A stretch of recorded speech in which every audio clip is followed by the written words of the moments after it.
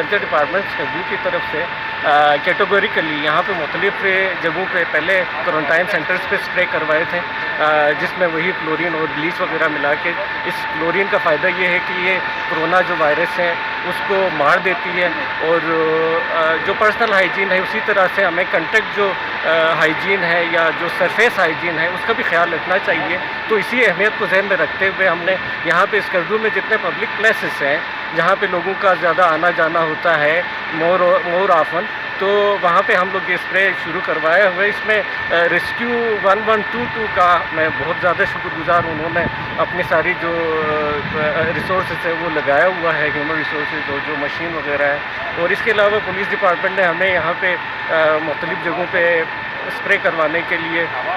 Chemicals भी provide किए हैं, और इसमें डिस्ट्रिक्ट एडमिनिस्ट्रेशन का मैं ख़ास तौर पर भी शुक्रिया अदा करूँगा कि उन्होंने यहाँ पे हमें केमिकल प्रोवाइड करने में मदद की है।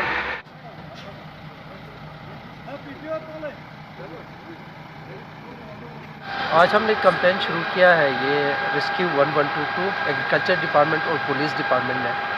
क्योंकि सरफेस लेवल पे हमने स्प्रे करवाना है ताकि इस जरासीम से बचा जाए। तो ये इंशाल्लाह आज मस्जिद इमामी जामा मस्जिद के अंदर हमने स्टार्ट किया है, उसके बाद